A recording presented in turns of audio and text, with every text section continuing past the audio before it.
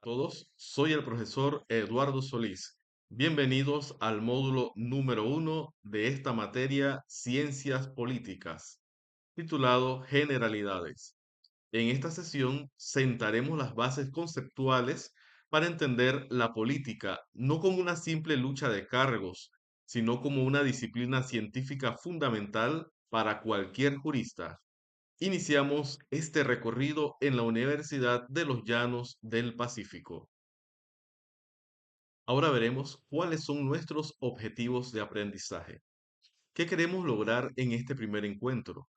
Nuestro objetivo general es construir una base teórica sólida que determinar, ustedes comprendan la política como una disciplina autónoma, analizando de dónde viene el poder, por qué decidimos obedecer a las instituciones y cómo se estructura el Estado moderno. Para lograr este objetivo, nos enfocamos en objetivos específicos muy claros. Primero, definir la ciencia política como una ciencia con sus propios métodos. Segundo, analizaremos la relación entre el poder y la legitimidad, porque mandar no es solo obligar, sino ser aceptado. También aprenderemos a diferenciar las clases de poder y entenderemos lo político como una actividad que resuelve conflictos y genera resultados para todos. La ciencia política como disciplina científica. Hablemos de historia y evolución. La ciencia política no nació de la noche a la mañana en la clásica Grecia.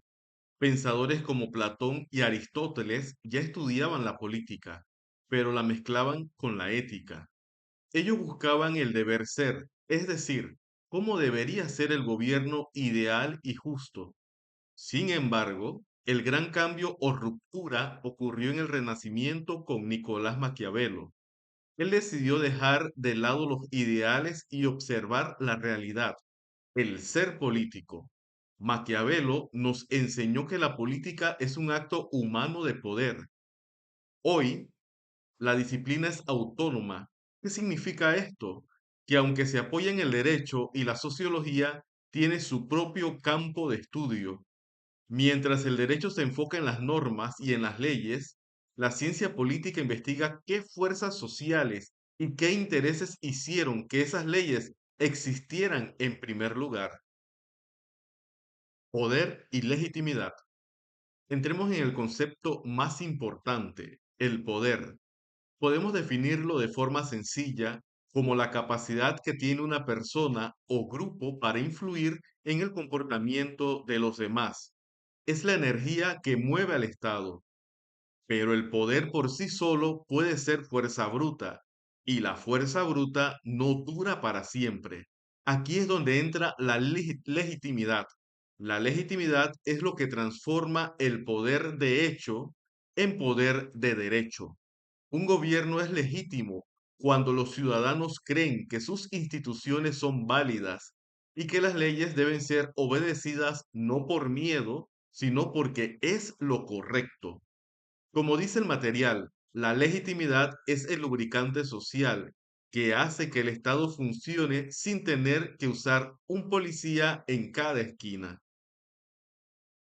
Ahora veremos las clases de poderes. El poder no es uno solo, se manifiesta de tres formas que siempre están interactuando entre sí. El primero de ellos es el poder económico. Se basa en tener recursos y medios de producción. Influye mediante recompensas materiales o privaciones. El segundo es el poder ideológico. Es el poder sobre las ideas y los valores. Usa la educación, los medios y las redes sociales para lograr que la gente acepte el orden social como algo natural. Y por último, tenemos el poder político. Ese es el poder supremo. Su gran diferencia es que tiene el monopolio del uso legítimo de la fuerza física. Y esto es porque solo el Estado puede legalmente privar de libertad o cobrar impuestos de una forma obligatoria para todos los ciudadanos. El poder político y sus características. Ahora que entendemos qué es el poder en general, vamos a enfocarnos en el que más nos interesa, El poder político. Este no es un poder cualquiera, tiene rasgos que lo hacen único y supremo frente a los demás. Primero, la generalidad. A diferencia de un club o de una empresa, las decisiones del poder político nos afectan a todos los miembros de la comunidad, sin excepción alguna. Segundo, la soberanía. Esta es una característica más fuerte. Significa que dentro de nuestro territorio existe ningún otro poder por encima de él. Es la autoridad última para decidir y resolver conflictos. Tercero, la coacción legal.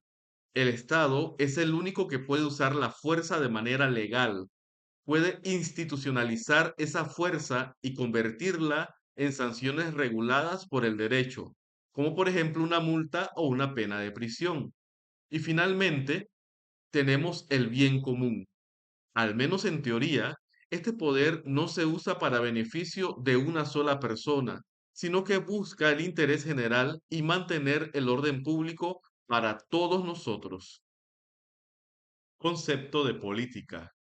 Pero, ¿qué es la política realmente? No es solo una cosa, sino tres dimensiones que trabajan juntas. Como actividad, es la lucha y la competencia entre grupos para influir en el poder.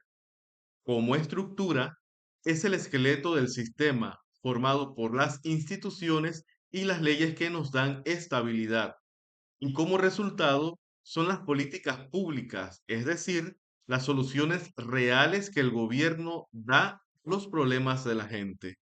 Institucionalización y soberanía. Uno de los avances más importantes de la civilización es la institucionalización del poder. ¿Qué significa esto? En palabras simples, el poder ya no le pertenece a la persona, sino al cargo. Antes, si el rey moría, el orden se derrumbaba. Hoy, quien gobierna es solo un titular transitorio de una oficina que está regulada por el derecho. Nosotros no obedecemos a la voluntad caprichosa de un sujeto, sino a la función y a la norma que este sujeto representa. Junto a esto aparece la soberanía, que tiene dos caras. Por un lado, la soberanía interna, que nos dice que el Estado es la autoridad superior dentro de nuestro territorio. Ningún grupo o empresa está por encima de la autoridad del Estado. Por otro lado, la soberanía externa, que es lo que nos da independencia frente a otros países, permitiéndonos decidir nuestro propio destino sin que nadie se meta en nuestros asuntos internos. Es importante notar que en un país democrático, la soberanía no significa poder ilimitado. Se ejerce siempre bajo la Constitución para evitar que se convierta en una tiranía. Monopolio de la coacción. Debemos hablar de la característica más fuerte del Estado, el monopolio del uso legítimo de la coacción. Como decía el famoso sociólogo Max Weber, el Estado es el único que puede usar la fuerza física legalmente para hacer cumplir la ley. Esta coacción se siente de tres formas. Psicológica, cuando sabemos que hay una multa o castigo si rompemos la ley. Económica, a través del pago obligatorio de impuestos o multas de tránsito, y física, cuando la policía o el ejército debe intervenir para restablecer el orden social o para cumplir una sentencia judicial. Pero atención, para que la fuerza sea política y no criminal, debe ser siempre legítima y basarse en procedimientos legales transparentes para proteger el bien común. Hemos terminado nuestro primer módulo.